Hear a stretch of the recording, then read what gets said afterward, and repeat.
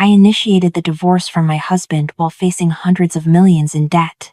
It wasn't because the love was gone, but because it was the only way to save our entire portfolio of assets. I transferred all the properties, the stock, the money into his name while I took on every dollar of debt.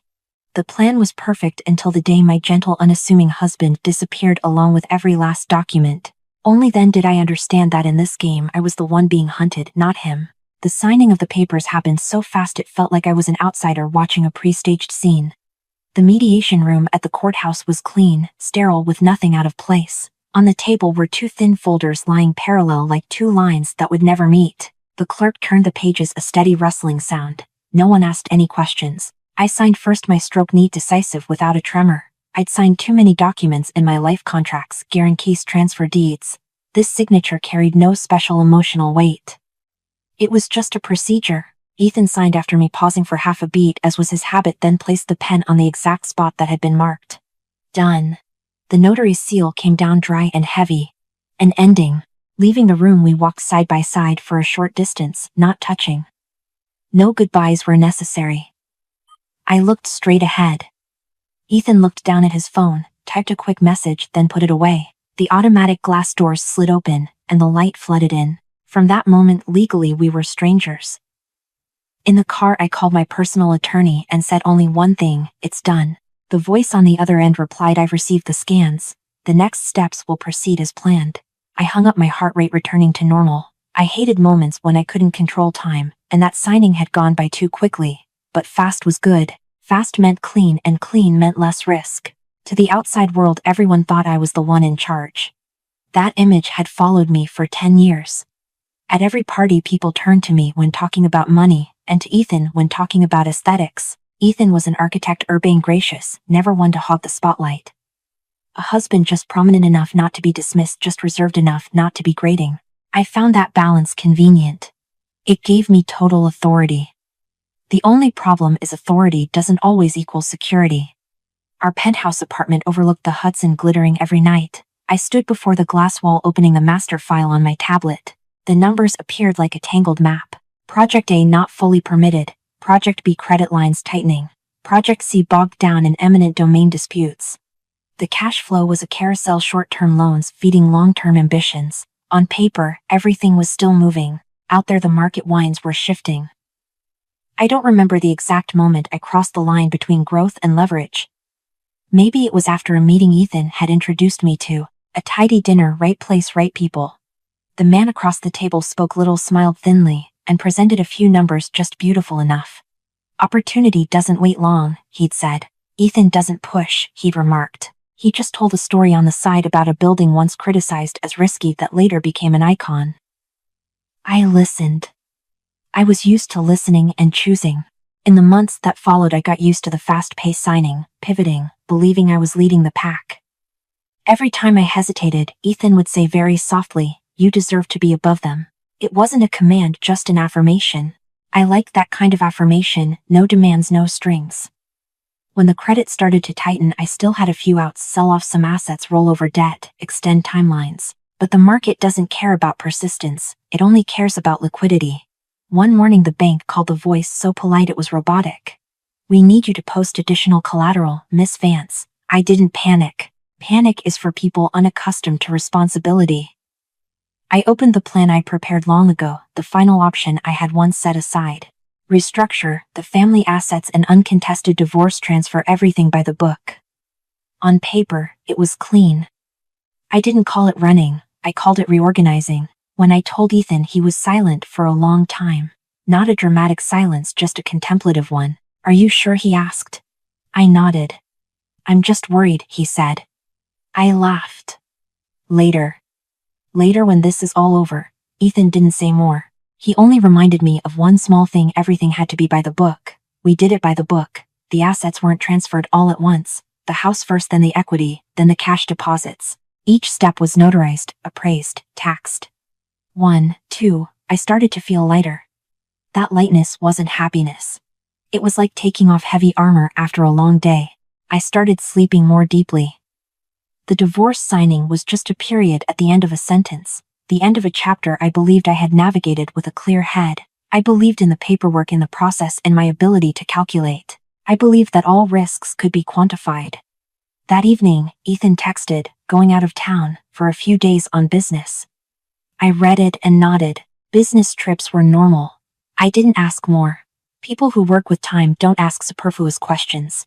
The next morning I called the notary's office to confirm the final transfer. The secretary replied professionally, "The file has been completed." I hung up. Standing in the middle of the vast apartment, I suddenly realized the only sound was the hum of the air conditioner. Nothing was wrong, nothing was out of the ordinary, it was just quieter than necessary. I opened my phone and scrolled through recent calls. Ethan's name was there with no new notifications. I put the phone down and went to make coffee. In my head I replayed every step. Everything was correct, so correct there was no room for emotion to squeeze in. I didn't know that somewhere a file had been neatly compiled years ago, not for immediate use, just waiting for the right moment. The following days passed with a rhythm so steady I almost believed I had passed the hardest part. I woke up early, made coffee, opened my calendar. The meetings were shorter, the calls fewer. The cash flow was monitored hourly, but it no longer created noise in my head. I reminded myself this was a waiting period, waiting for the market to breathe, for the paperwork to complete its cycle, for the due dates to be handled according to plan. At social gatherings, people still called me by the familiar name Elena. Still, that respectful gaze, still those roundabout questions about prospects. I answered just enough, not boasting, not complaining. A businessperson shouldn't reveal their state before the numbers speak for themselves. The apartment felt larger with only one person. I started clearing things out. Not to erase memories, I wasn't in the habit of nostalgia, but to reduce noise. Objects that didn't serve a purpose should go. I repositioned my desk, changed the angle of a chair. Small changes helped me maintain a sense of control. Ethan communicated less. Short professional texts arrived. Meetings over, heading back late. I replied with a preset thumbs up emoji. The silence between us wasn't a void, it was a tacit agreement. Each of us doing our part. That afternoon I met with my lawyer to go over the list of creditors. Name after name, number after number. Some could be negotiated, some needed time. If everything goes according to schedule, he said, you'll get through this. I nodded. I was used to conditional statements. Business is a collection of if-then propositions. That evening I got a call from the bank, not to push, just an update. The voice was still polite, still emotionless. I thanked them and hung up. No new information meant no new developments. No new developments meant temporary safety. I asked myself if I had ever suspected Ethan. The answer was yes, but not in the way people might think. My suspicion wasn't aimed at his motives, but at the tightness of the process. I had checked everything. The transfer schedules, the taxes, the notarizations. I trusted things with stamps and signatures. People no. But documents, yes. And our documents were clean. That night I opened old files, the first decisions that led me here. A project introduced as reasonable leverage, a signing where I convinced myself the risk was diversified. Ethan was present in many of those meetings, not as a decision maker. He stood by listening, sometimes adding a detail about the design, about the vision, details that made the picture look bigger than it was. I remembered one evening after leaving a restaurant on the Upper East Side, Ethan said, "Don't stop at safe." Elena. Safety doesn't get people to the position they deserve. I smiled then. I was used to being spurred on by phrases like that. Nothing suspicious, just synergy. The next day I went to the notary's office to get backup copies. The waiting room was cool, the sound of the printer steady. The clerk handed me the stack of papers with a faint smile. I flipped through each page, each seal. There was nothing to find fault with. A sense of reassurance returned, slow but sure. On the way back I stopped at a quiet cafe. I wasn't meeting anyone, just sitting alone. Watching people pass by, I realized I'd grown accustomed to not sharing. Sharing is a form of risk. I don't invest in unnecessary risks. Late afternoon, Ethan called. "I'll be back later than expected." I asked curtly, "How long?" "Not sure yet." I replied, "Okay." No more words. We had long ago established our way of talking, enough information, no emotion. That night I slept deeply, dreamlessly. When I woke up, light was already flooding the room. I made coffee, opened my calendar. A meeting had been rescheduled, an email requested additional documentation, small things manageable. I called Ethan to confirm the schedule for the final transfer signing, even though I already knew the answer. Later he'd said, the call rang longer than usual. No one picked up. I put the phone down and continued my work. A single missed call meant nothing. In the afternoon, I received an email from the law office. The subject line was neutral. The content was brief: "We have completed all steps as directed. We will inform you of any new developments." I replied, "Received." As the sun set, the apartment sank back into silence. I stood at the window looking at the ribbons of light below. The city operated like a machine. I like to think of it that way: no emotion, no favoritism, only rules. I texted Ethan a single line. "Everything's fine." The message was sent, no delivered receipt. I waited a few minutes, then put the phone down. Waiting wasn't my habit, but I understood some silences needed to be left alone. Near midnight, I opened my phone again. Still no response. I wasn't worried. I don't allow myself to worry without data. I jotted down a few tasks for tomorrow. Turned off the light. The next morning, I woke earlier than usual. The silence no longer felt neutral. It felt heavy. I called Ethan. This time the call didn't connect. I called again. Same thing. I texted, "Are you okay?" The message sent no read receipt. I didn't jump to conclusions. I hate baseless conclusions. I called his assistant. No answer. I called a mutual business partner. They said Ethan had left a meeting early the day before. I thanked them. Hung up. In my head, a list opened up. Not a list of emotions, but of possibilities. No signal, busy, technical trouble. I eliminated them one by one. As the list shortened, I allowed myself to stand up. I called the notary's office again. "I need to confirm the status of a file," I said. The voice on the other end was still professional. The file was completed as per regulations. I asked one more question. "Did anyone request a copy recently?" A short pause. "Someone with a legal power of attorney did." I asked for the name. They told me. I stood still for a few seconds, not long enough to be called shocked, just long enough to understand that a variable had left my spreadsheet. I thanked them, hung up. The apartment was silent. The hum of the AC was suddenly louder. I didn't call anyone else. I sat down at my desk, opened my laptop, accessed the cloud drive. The familiar files appeared. I reviewed every timeline, no gaps, no missteps. Everything was correct. It was just that some things that are formally correct can be sequentially wrong. I looked at the screen where the numbers still lay dormant. For the first time in years, I felt like I was facing a void that couldn't be quantified. Not fear, not panic, just a data deficit. And I hate data deficits. I didn't call Ethan again.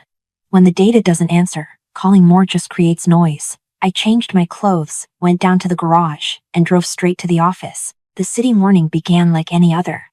Horns, slanting sunlight, hurried faces. No one knew that in my head a variable had just broken orbit.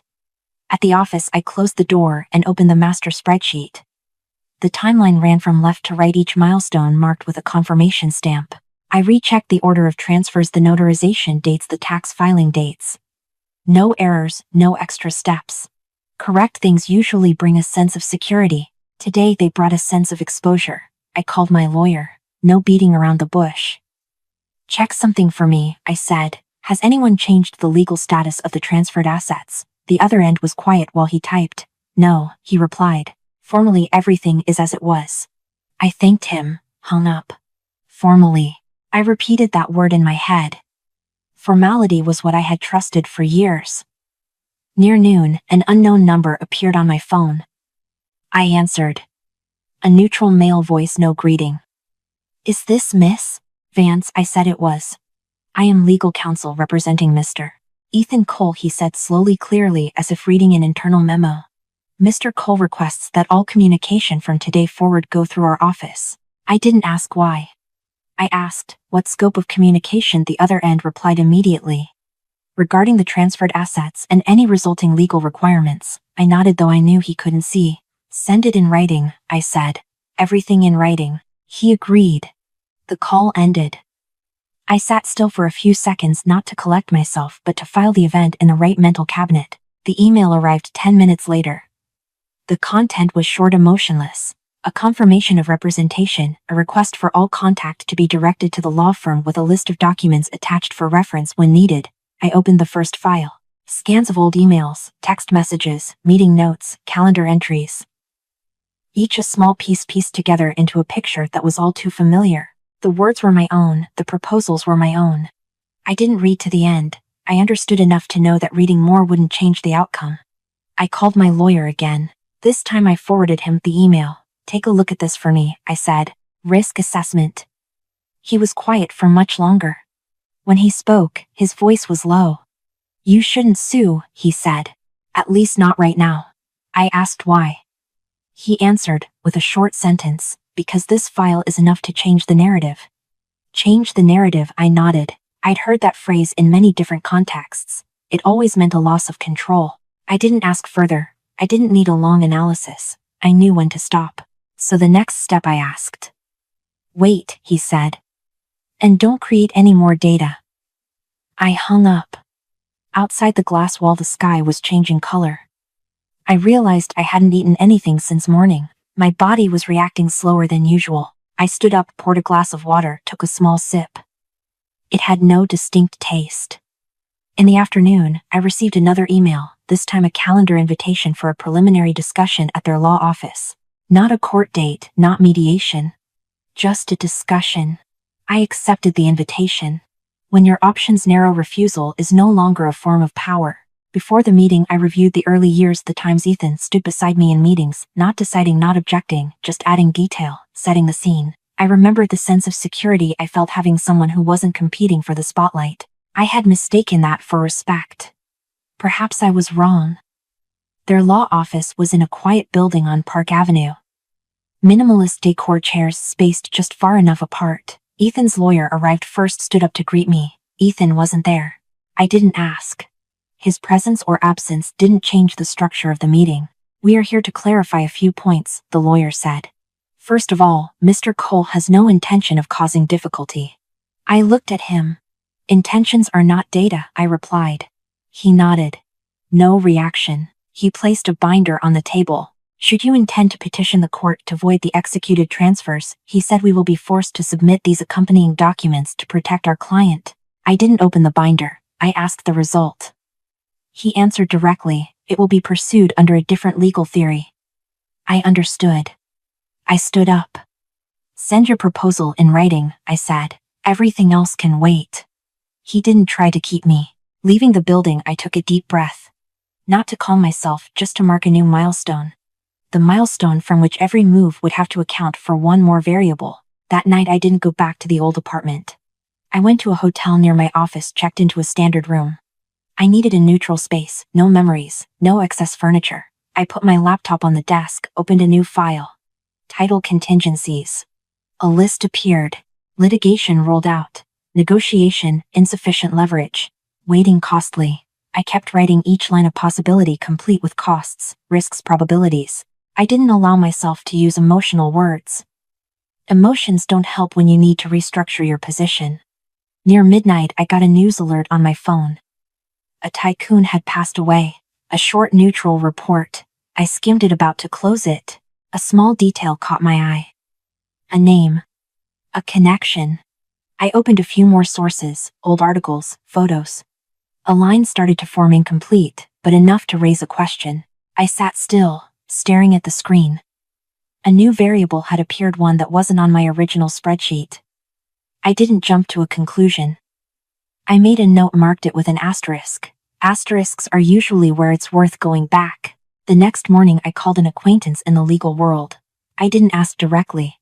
I asked about probate procedures when there are related disputed assets. He gave me the textbook answer. I thanked him. I said no more. I closed my laptop. In my mind, a new structure began to form. Not a plan. Not yet. Just a direction. I didn't need a quick win. I needed to maintain equilibrium long enough for the other side to reveal the point they didn't want revealed. I looked at the clock. There wasn't much time, but there was enough. And for the first time since signing those papers, I allowed myself one very short thought. This game isn't over. I started with things that had no emotional name: lists, procedures, conditions. When the game turns legal, every assumption must be backed by evidence. I put my coffee cup next to my laptop, opened the statutes related to estate law. Not to find a loophole, but to identify the stopgaps. A person involved in a property dispute, even if not yet indicted, could have related proceedings temporarily stayed. A stay isn't a conclusion, but a stay is enough to slow down a machine accustomed to running fast. I made a note, added another asterisk. No hasty conclusions. I called my lawyer. I didn't lay out the whole theory. If a person is about to receive a large inheritance and a related property dispute emerges, what happens? He gave the textbook answer. It can be paused for verification. I asked one more question. What's the threshold? He paused for a beat. Doesn't have to be criminal, he said. Just enough grounds for an inquiry. Enough grounds. I was familiar with words like that. They aren't judgmental, they're technical. I didn't ask myself if I should do it. That question was no longer relevant. I asked myself how I could create enough grounds without pushing myself into a different corner. Balance was the goal, not victory. I scheduled a meeting with someone who had handled complex estate cases, not mentioning names or circumstances. I only asked about the process. He spoke slowly, carefully. Everything depends on the legal status of the related assets, he said. When the status is unclear, we pause. I added another line to my note status. That afternoon, I returned to my lawyer's office. Not to counterattack, but to organize. I need a supplementary declaration, I said. Not a confession, I emphasized, just a clarification of the technical inconsistencies in the transfer documents. The lawyer looked at me. You know what that means, he asked. I know, I replied. And I accept the scope. Scope was something I could control. I chose small details, things that wouldn't decide the whole case but were enough to force the other side to verify. A date that didn't match between two documents. A valuation method that differed between 2 points in time. A signature on a power of attorney that appeared later than a logical milestone. Not errors, just discrepancies. We're not drawing conclusions, I said. We're just asking questions. The lawyer nodded.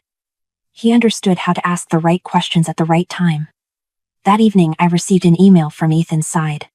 Not from him, from his lawyer. An offer to talk in good faith. I read it but didn't reply immediately. Good faith is an ambiguous term. I prefer words that can be measured. I went to bed early, not because I was tired, but because tomorrow needed a clear head. When I woke up I checked my phone. No personal messages, only my calendar. I kept this habit, not letting the day begin with a reaction. The declaration was sent before noon. Neutral language, no emotion, no full admission of fault, just pointing out areas that required verification to ensure the transparency of the file. I read it 3 times. Cold enough, clean enough. In the afternoon, Ethan's lawyer called. We've received it, he said. You're opening an unnecessary line of inquiry. I replied, I'm clarifying my own file. He was silent. Silence is a form of data. That night, I sat in my hotel room, turned on the news. A brief mention of an estate asset verification, no names mentioned, just a procedural announcement. I turned off the TV. I didn't need to see more. The next morning I received a call from another new number. This time, the voice was lower. Miss Vance, the person said. We need to talk directly. I asked about what. About a quick resolution, he replied. Quick resolutions usually come with concessions. I scheduled a meeting, not rushing. I chose a time slot I could control. The meeting took place in a small conference room.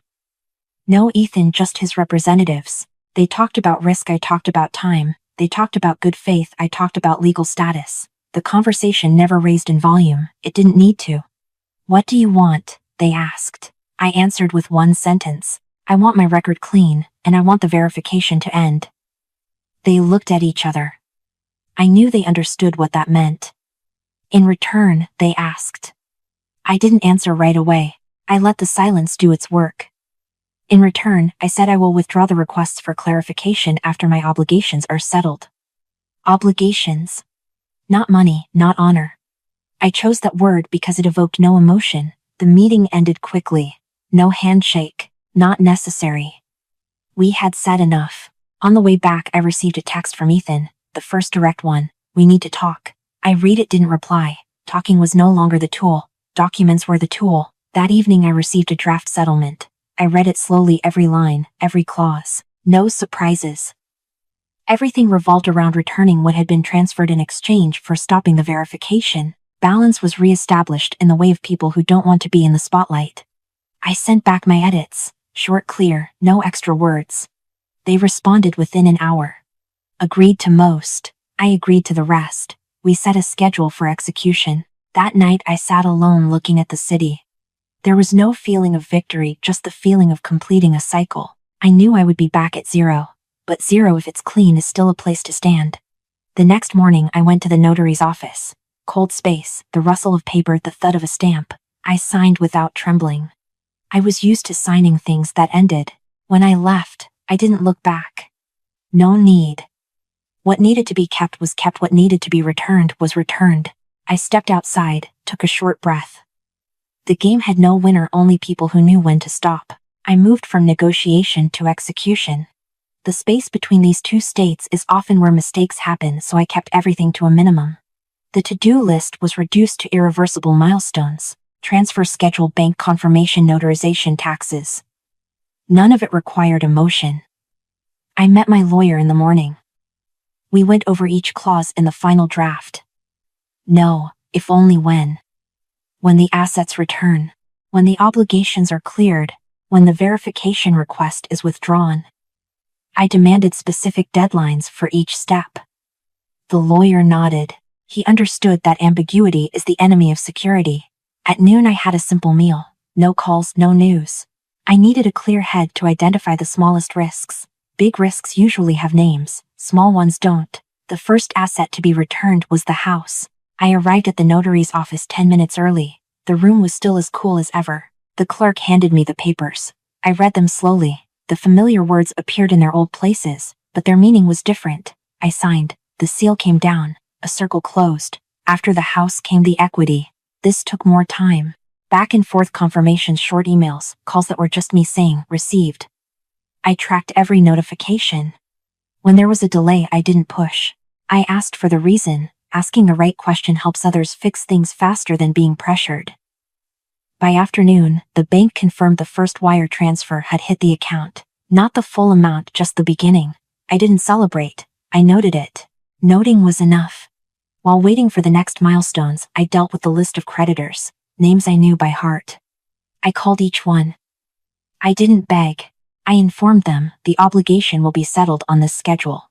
My voice was even with no excess promises. The person on the other end would pause for a few seconds, then confirm. When information is clear, tension naturally decreases. That evening I got a text from Ethan. Not long. I've signed. I read it, didn't reply. One-way information was sufficient. An emotional exchange now would only add friction. The next morning I was at the bank early. The manager I knew came out to shake my hand. I didn't take it. I nodded. We sat down. He read his report, said the things required by procedure. I listened. When he stopped, I asked, when will it be complete? He answered with a date and time. I wrote it down. At noon, I received a notification from Ethan's lawyer. The verification requests would be withdrawn immediately after the final payment milestone was met. I replied, noted. Nothing more. I went for a short walk. Not to relax, but because I needed a change of scenery to check my body's reaction. When pressure decreases, the body often responds more slowly. I realized I wasn't as tense as the days before. Not relieved, just not tense. By the afternoon, the second wire came through. This time the majority. I opened my spreadsheet. The cells turned from red to yellow, then green. Color is the fastest way for the brain to understand progress. I like things I can see. The last call of the day came from my lawyer. If everything proceeds on schedule, he said, you'll be clean. I asked for his definition of clean. He replied, no outstanding obligations, no pending verification requests. I nodded. That was a definition I could accept. I stayed late at the office that night. Not because there was a lot of work, but because I wanted to be in a neutral space. When the final milestone arrived, I opened the window. A light breeze blew in. The city below was still bright. I didn't think about the past. I thought about not having to think anymore. The next morning, I went to the notary's office one last time. It was quicker this time. Fewer papers. The seal came down with a familiar thud. I signed my name without looking. As I stood up, I felt like I had just put down a heavy weight. I left first, not waiting for anyone. In the parking garage, I received the notification from the bank. The obligation had been paid in full. I read it twice, not out of doubt, but out of habit. I sent a short email to Ethan's lawyer, completed. He replied in minutes, we will withdraw the request. I archived the email, closed it. At noon I ate a very ordinary meal. It had no remarkable taste. I realized I wasn't hungry, not full. My body was in a state of equilibrium. In the afternoon, I cleared my desk. Not clearing to leave, clearing to make it empty. I put the completed files into a cabinet. I didn't need to see them anymore. What's done should be put away. As evening fell, I stood at the window. This time I didn't open a file, I didn't check my phone. I let the lights below do their own work. I thought about the number 0. Not as a loss, but as a clean starting point. My phone vibrated. A call. I saw Ethan's name. I didn't answer. I placed the phone face down on the table. Not out of anger, but because this call no longer had a purpose. I poured some water, took a small sip. It was tasteless. I liked that. Tasteless meant no emotional interference. I went to sleep early dreamlessly. When I woke up, light was in the room. I made coffee, opened my calendar. No more appointments related to the old story. Only new tasks yet to be named. I stood for a moment looking at the blank calendar. Blank wasn't scary. Blank is a space where you can put something else if you need to. After all obligations were settled, the hardest part wasn't the lack of money but the lack of noise. I was used to days bent out of shape by schedules, by numbers, by calls that came without warning. When it all stopped, the silence emerged like a physical void measurable in time. I moved out of the old apartment one morning without hiring movers. I didn't take much: basic clothes, a laptop, a few notebooks. The things once considered expensive suddenly seemed cumbersome. I left them behind not out of generosity but because they no longer had a function. The rental was small near the office with enough light and neutral furniture. I liked places that didn't force their inhabitants to remember. I put my desk by the window, the chair with its back to the wall. No decorations needed, no pictures. The first day in the new place, I opened a blank file. I didn't give it a title. I was used to naming everything, but not this time. I let the cursor blink. Blinking is a kind of reminder you can write or you cannot. The phone was silent. No more texts from lawyers, no more updates from the bank. The absence of notifications was a new kind of data. I noted it. At noon I walked outside to eat. A small diner where no one knew who I was. I ordered something simple. While waiting I watched how other people talked. Their stories had no objective. I realized it had been a long time since I'd been in a space like that where words didn't need to lead to a decision. In the afternoon I returned to the office. A few old partners texted to check in. I replied briefly. I'm fine. No explanations, no stories. When a chapter ends, retelling it often blurs the boundary. That evening, I received an email from the other family's estate. Not from Ethan. The language was polite, the salutation distant. They informed me of the completion of the probate process. My name wasn't mentioned. I read it, closed it. I had no role in that document and I didn't need one. I thought about Ethan not often but enough to recognize the change. Before I thought of him as a variable to be controlled. Now he was just a data point that had left the system. A data point that leaves the system no longer has influence. The next day I went to my old office building. I didn't go up. I stood in the lobby and looked at the directory. A few familiar names, a few new ones. Time doesn't ask for permission to continue. I left after 5 minutes, long enough to confirm that I didn't need to go back. In the afternoon I met with my lawyer one last time for this file. Not for work but for closure. He handed me a short confirmation letter. No loose ends. I've signed, it said. Another signature. This one was lighter. What will you do next? He asked. I didn't answer right away. That question used to have a ready answer. Now it didn't. I haven't decided, I said. He nodded, didn't press. That night I went back to the rental. I opened the window. The wind carried the smell of the street. I realized I no longer needed to check my phone before bed. Old habits dissolve slowly but surely. The next morning I woke up early. Not because of a schedule, but because of the light. I made coffee, sat down at my desk. I wrote a few lines, not a plan, not a strategy, just a record of things done, things not done. I didn't use the words right or wrong. I used the words it happened. Around noon, a call came. A familiar number. Ethan. I stared at the screen for a few seconds. I didn't answer, not out of resentment but because this call carried no new data. I let the phone vibrate until it went silent. In the afternoon, I went out and bought a few small things. A good pen, a plain notebook. I chose them carefully not for the price, but for the feel in my hand. These things would be with me for a while. They needed to be reliable. That night I received a text from an old partner. "If you want to start again, I have a proposal." I read it but didn't reply immediately. I let it sit there, an unopened option. Before sleeping, I stood in front of the mirror. I wasn't looking for signs of fatigue, I was looking for familiarity. This face had been through many phases. It would go on. I turned off the light, didn't set an alarm. Tomorrow had no milestones that needed marking. I found that not scary. It was just a blank space. A blank space, if it's clean, is a good place to start. Or to stop. It depends on the person. I didn't rush to start again. When you're used to operating at high speed, deceleration requires discipline. I gave myself a time frame, no decisions, no new projects, no signing anything beyond the bare minimum. I called it the observation phase. Observing the market, observing people, observing myself, when there was no longer the pressure to prove anything. In the mornings I walked more, no headphones, no calls. Just the rhythm of my steps and the sounds not aimed at me. I realized the city had layers of sound I had previously ignored. They didn't carry information, but they carried a rhythm. I met a few old acquaintances for social coffees. No talk of money, no talk of opportunities. I listened to them talk about what was hot. I didn't argue, I just noted how they used words, how they dodged questions, how they set expectations. The market isn't just in the charts, it's in the language. One afternoon, a thin envelope arrived at my rental. No return address. Inside was a notarized copy of a document confirming the completion of Ethan's inheritance proceedings. My signature wasn't on it. It wasn't needed. I read it quickly, put it down. This had been outside my scope for a long time, but its arrival felt like a form of closure. I didn't make contact. I didn't respond. When a straight line has turned, trying to pull it back only creates more sharp angles. That afternoon I opened the new plain notebook. I didn't write a plan. I wrote principles. Not for framing on a wall, but for use.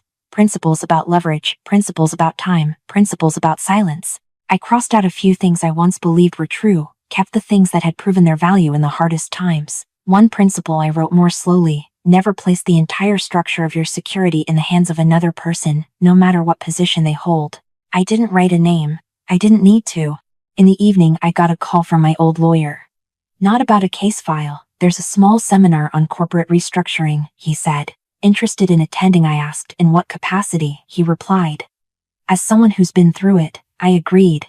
Not for the reputation, but for the perspective. The seminar was concise. Familiar presentations, polite questions. When it was my turn to speak, I didn't tell a story. I just talked about process. About how when everything falls apart, the thing that keeps you standing isn't money, but the ability to read the documents and take responsibility. I finished and sat down. No loud applause, but a few understanding looks. Afterward, a young person came up and asked for advice. I said simply, "Don't trust prolonged smoothness. It's usually a sign of a structure that hasn't been tested." He nodded. I said no more. On the way home, I realized I no longer avoided these kinds of gatherings, not because I wanted to be a storyteller, but because I had stepped out of the role of someone running to someone else's rhythm. When your own rhythm is stable, being in a crowd no longer costs energy. Late one night, I received a text from Ethan. No call, just a single line. "I know you won't reply, but I wanted to say I did what had to be done." I read it. I didn't reply. That sentence didn't ask for a response. It just needed to be sent. I turned off the screen. I didn't analyze the words. No need. People who choose to operate through documents usually understand the value of final silence. The next morning, I got an email from the old partner about the proposal he'd sent earlier. I opened it. A small project, manageable risk, no high leverage. I didn't reply immediately. I called them. Not to negotiate, but to ask how they handled worst-case scenarios. Their answer satisfied me. I scheduled a trial work session. No contract. Just a trial. I wanted to see how a new structure operated without pressure. If it holds up in a low state, it can stand when it's high. In the afternoon, I passed by a different notary's office. I didn't go in, I just stood looking for a few seconds. The same glass doors, the same thud of stamps. I realized I no longer felt a weight when thinking about these places. They had returned to their proper function, tools, not symbols. That night I cooked dinner. A simple dish. I ate slowly. I didn't turn on the news. I no longer needed updates to exist. The market was still there. I would need it when I needed to. Before sleeping, I opened my notebook and added one more line to the list of principles. When a game ends with no winner, the important thing is not to try and turn it into a victory through storytelling. I underlined it, put the pen down. Tomorrow I would start again, but not in the old way. Not in a hurry, not with noise, not betting on smoothness. And if there was one thing I was sure of, it was that durable structures don't need to prove themselves with loud noises. They exist by not collapsing when the silence is long. I started working again in the most minimal way possible. No big office, no sign on the door. One desk, a concise calendar, a list of projects with a risk ceiling. I chose my work based on how people answered the worst-case scenario question, not the best-case scenario vision. The trial work session was short. I didn't talk much about vision. I asked about failure scenarios. They gave me numbers, timelines, exit strategies. No beating around the bush. I nodded. Enough. In the following days, I maintained a low tempo. Every decision had a mandatory waiting period. I set a rule: no signing on the first day of hearing a proposal, no immediate response after a meeting. The pause is part of the safety. I paid a price to learn that, so I didn't begrudge it. One morning, I received an invitation to a press event. Ethan's name appeared at the bottom of the page. A position of honor. I didn't delete the email, nor did I go. Both appearing and not appearing could be interpreted. I chose not to create data. I ran into a few people I used to sit at tables with. They talked about the turnaround as an industry story. I didn't correct them, didn't confirm. When a story is told enough times, it loses its sharp edges on its own. The truth doesn't need to participate. At noon I sat at a new favorite cafe. I read a document without looking around. Someone asked to borrow a chair. I nodded. Small interactions that didn't require a performance. I liked that. That evening I received a short email from Ethan's lawyer. A notification of the final withdrawal of all verification requests. No well wishes attached. Not needed. I filed it in the closed folder. Everything had come full circle. I opened my notebook again to the list of principles. I added one more line: when both sides get to keep the part they needed most, leaving requires no ceremony. I didn't underline this one. It stood on its own. The next day, I signed the first contract since the incident. A small contract, clear exit clauses. No high leverage. I signed slowly. When I put the pen down, I didn't feel a rush. I took that as a good sign. In the afternoon, I walked past the courthouse unintentionally. I paused for a few seconds. People coming and going, security guards, waiting benches. These places used to be the line between having and losing. Now they were just public spaces. I walked away. A call came from an unknown number. I answered, a familiar voice. Ethan. No preamble. I know you don't want a long conversation, he said. I just wanted to say one thing. I didn't respond. What happened, he continued, it wasn't because I hate you. I was silent. It was just because I couldn't do it any other way. I heard him out, then hung up. No goodbye, no response. I didn't analyze the call. Analysis now would only create an echo. Echoes don't help with moving forward.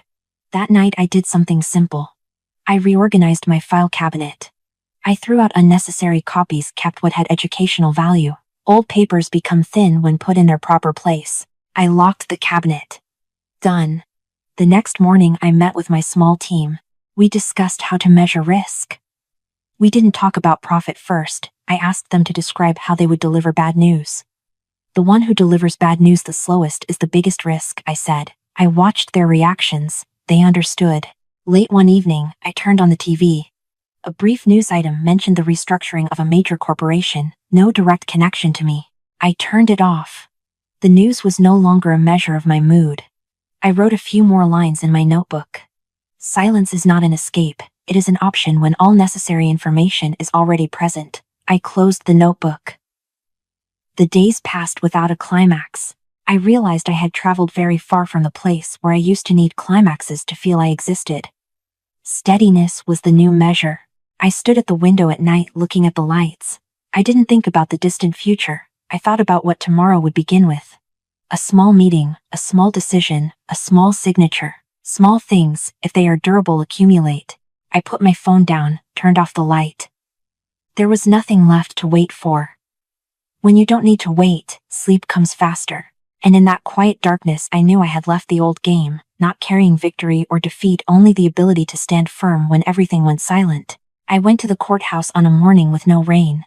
Not for a hearing of my own, but because I had to sign something at the notary public's office located in the same complex. I walked through the lobby where light reflected off the polished stone floor in even patches. People came and went without looking at each other for long. Everyone here had their own business. As I stepped into the notary's office, I saw Ethan.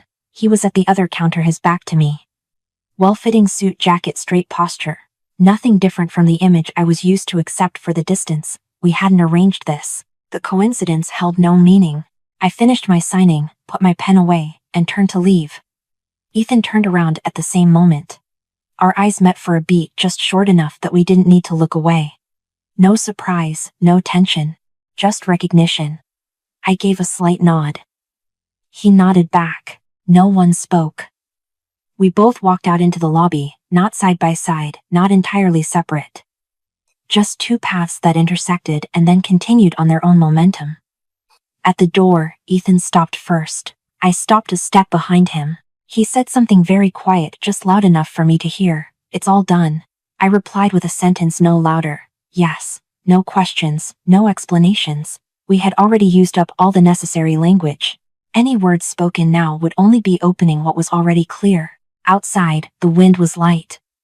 I stood still for a few seconds, not to watch him go, just to adjust my breathing. Ethan walked toward the parking lot. I walked in the opposite direction. I didn't need to look back to know that we would have no more reason to meet again. At noon I had a simple lunch. I didn't think about the encounter. It had been filed away in the right cabinet, an event that required no further processing. I read a few documents, jotted down some notes. Work returned to its normal rhythm, a rhythm I had chosen for myself. In the afternoon, I received a final confirmation email from the bank. The file had been archived. I replied, "Received." I didn't save a printed copy. Things that are finished should be kept in a place you don't need to reopen. I went home to my rental that evening. I opened the window. The lights below came on in strips. The city didn't change because of my story. I found that comforting. Large structures don't care about personal feelings, and because of that they are fair in their own way. I opened my notebook, reread the principles I had written. I didn't add any new ones. I underlined a line that was already there. Don't try to find a winner in games where the initial goal was survival. I closed the notebook. My phone vibrated. A text from an unknown number with a short message. "Hope you're doing well." I could guess who sent it, but I didn't confirm. I didn't reply. Not out of coldness, but because a well-wish doesn't need a response to exist. The next morning I woke up early. No packed schedule, no urgent tasks. I made coffee, sat down at my desk, and opened the project file I was working on. I read slowly, not because I lacked confidence, but because I had time. Time was the greatest luxury I had managed to keep after everything. At midday I went out for a long walk. I noticed the small details: a new shop opened, an old sign, replaced, a restaurant closed. Everything moved in its own cycle. I was no longer standing outside that cycle. I was in it, but I wasn't letting it sweep me away. In the afternoon I signed another small contract. As I put the pen down, I remembered the old signatures, heavy, decisive, carrying pressure.